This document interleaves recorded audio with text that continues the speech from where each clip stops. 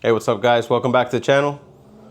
So the stock radiator on the Skyline is doo-doo. But we'll use this opportunity to upgrade that and a few other things in the cooling system. So kick back and enjoy.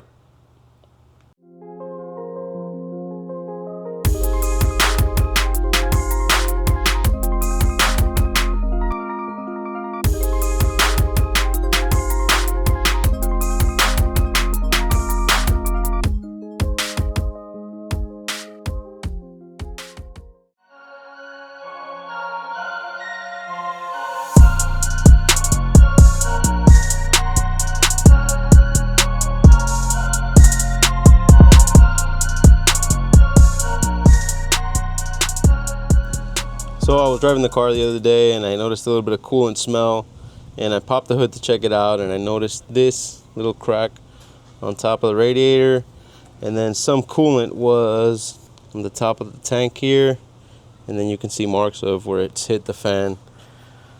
So I went ahead and ordered new radiator and a few supporting pieces. So let's get to it. All right, so here's what we're going to be installing. Nice new all aluminum radiator from KOYORAD. We got some silicone hoses from phase 2, a new OEM fan, I'll show you why here in a second, and some nice billet top mounts from outside our garage. Okay, up front we have the car up on ramps, and it looks like some pretty simple common hardware. 10mm nuts, 10mm bolts, some hose clamps, and we'll be on our way.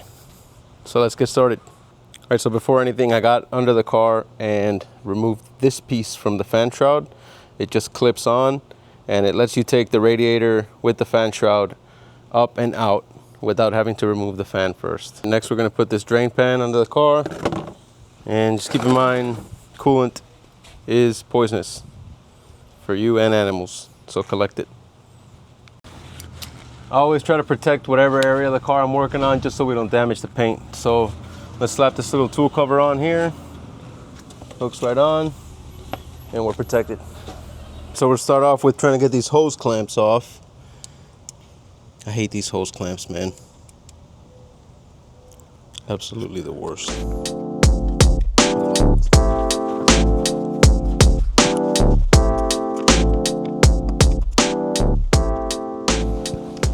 All right, so we got the bottom hose clamp off. Now let's try moving that hose from the top and letting all the coolant fall down into the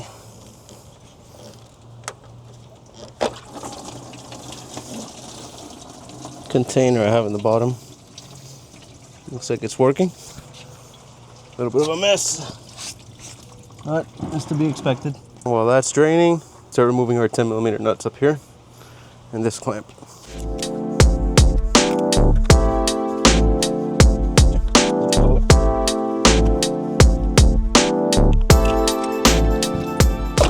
There we go. Got one hose off. And while taking that hose off, we made our blood sacrifice. It's important to every project. Our two little 10mm here. Always handy to have one of these magnetic hardware trays, just so you don't lose your stuff or put it on the floor and then lose it. And this should just pull right out. So let's try it.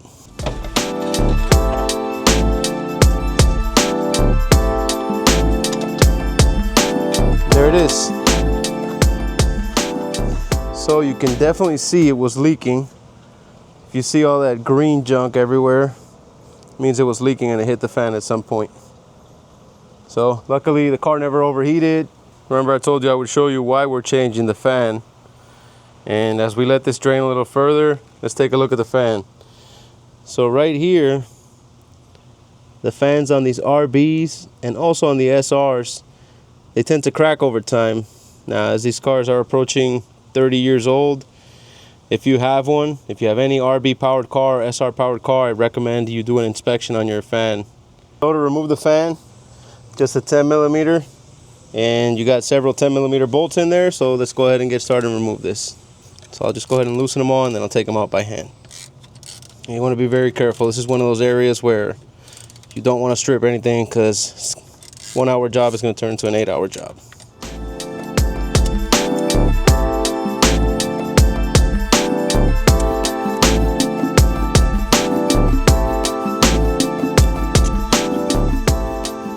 All right, and the old fan is out. All right, so now that we have it off, I wanted to show you guys, I kind of cleaned up the areas that have the cracks, just to show you how many cracks this thing had. So you see that one long one right there. We're gonna keep turning it over until we get back to that long one. We got this one that's open pretty wide at the bottom. We have another really long crack there. Hang on. And then we have this one that follows sort of the curvature of the blade there. And we're back to our first one. So again, this was a ticking time bomb on this car. And you know, if this thing disintegrates in there, it's gonna take out your radiator, your AC condenser, and who knows what else up front. So a little bit of preventative maintenance will save you a lot of heartache in the end. So now we gotta swap over the fan shroud from the stock radiator to the KOYORAD. So again, just a few bolts. So that's it, just 2. Real easy. And it's pretty dirty, so I'm gonna go hit it with the hose. I'm dying out here in this Florida heat. So now we're gonna swap over the fan shroud over to the new radiator. So this new radiator did come with its own hardware, which is nice. We'll take care of it. So just go ahead and slide it on there, same position as stock. There it goes, slides right in. Let's just get that hardware on there. Again, remember, this is just holding down plastic, so you don't need to over torque this stuff. Nice and snug, and we're good to go. So I'll go ahead and wipe it down again, get it nice and clean, but first, we're gonna go throw the new fan on there and try to get these hoses in place. Let's go. We're gonna try to get our new fan in here. So, same thing we did to take it off. Just gotta line it up with the holes. And we'll just get one bolt started in there to make it easy on us. Okay, so it looks pretty aligned there. All right, so we'll finish getting those 10s in there by hand. And then we'll finish it up with the ratchet.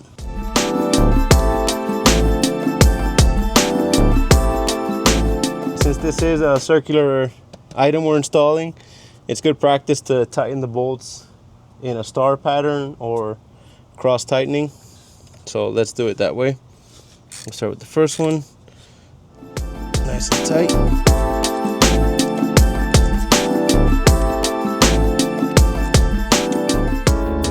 All right. And I also, before finishing this up, I also put the hoses in place. So let's go ahead and slap the radiator in there. All right, so we want to be patient and make sure it's going in there without hitting anything. So something that might be a little difficult is that this radiator is now thicker than the factory one. So I actually don't know if it'll clear the fan. Oh boy.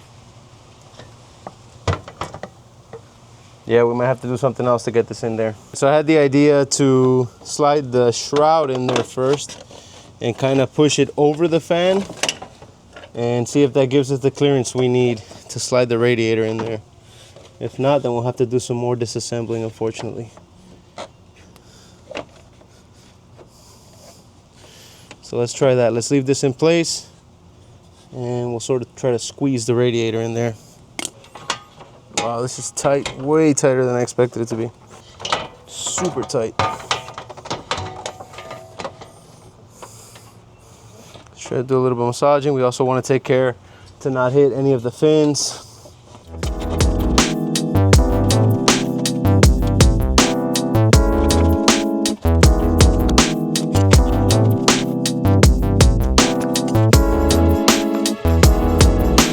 It's not gone in easy, I'll tell you that.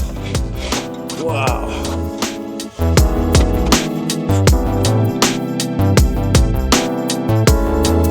Now that I'm done fighting with the radiator and the shroud to get it on here. Let's go ahead and bolt the shroud back onto the radiator. I tightened up the holes in the bottom already, so let's get the upper hose on as well.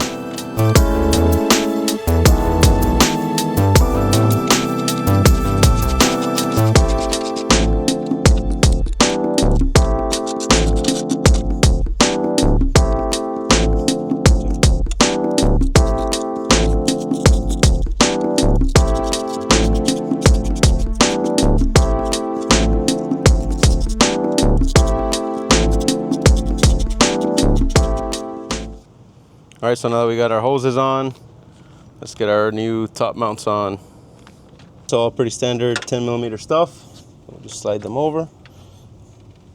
Kind of position them in place before tightening anything down. And there we go. Now remember, you guys, I told you I removed this piece from the bottom, so we can't forget to put this back on. Alright, so now we're going to start filling it up with coolant. And then we're going to start the engine to try to get all the air out of there. We're going to burp the system or bleed the system of any air. Make sure that it gets up to temperature. And then we'll put the radiator cap on and monitor to see if the car overheats.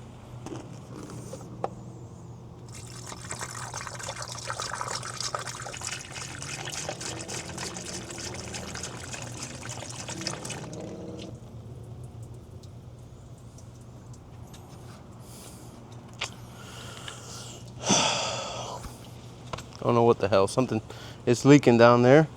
So let's see if it's the drain port on this thing. I did tighten it before putting it on there, but let's see. So earlier when I turned the radiator around and while I was installing the fan shroud, I have no idea how I missed this giant hole on the lower tank. But on this playback here, it is clear as day. 1 hour job into an 8 hour. We're back. You can see it's dark. It's nighttime out. I was able to find this rubber plug that expands when you tighten it, so we'll use that. I looked online. Apparently it's a common thing that these radiators come with an extra bung but no plug for it, and the fix is to use a Subaru oil drain plug, which of course the other parts didn't have in stock. So we'll use this. Hopefully this engine is coming out at some point this year, and then we can swap it out when we do that. Alright, so we finally got our plug in. Let's get back to adding the coolant.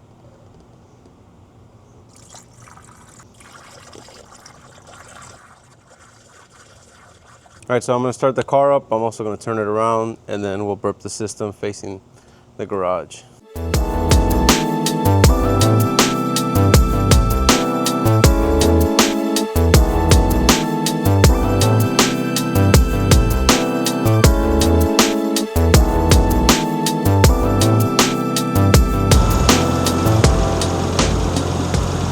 Alright, so it feels like the thermostat's already open. Seeing a few bubbles now.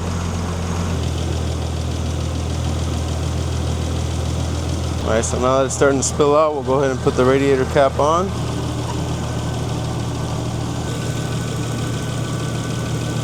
So the car's been running for about 15 minutes now. We just checked the temperature. It's up to temperature. It's holding, which is a good sign. Make sure there's no leaks. Check the top. Check all the hoses. Check the bottom. And right now it's looking like we're all good. So a job well done. A bit of a pain in the ass, but here we are. Remember earlier when I told you a 1 hour job could turn into an 8 hour job? Here we are. Alright, just going to take the car out for a little spin and make sure everything's okay. And then we'll also practice making some B-roll footage with this new camera.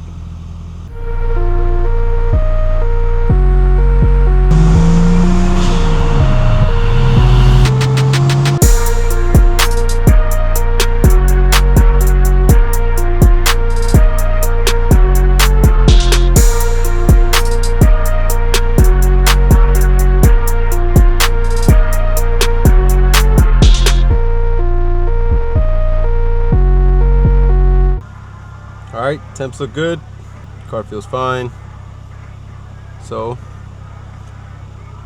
looks like we did a good job.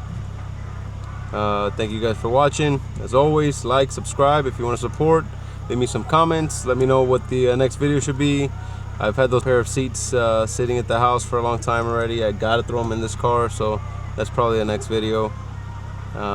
Stay tuned. Also got something exciting on the way. Now that we got rid of the NSX, we got something exciting on the way, so stay tuned.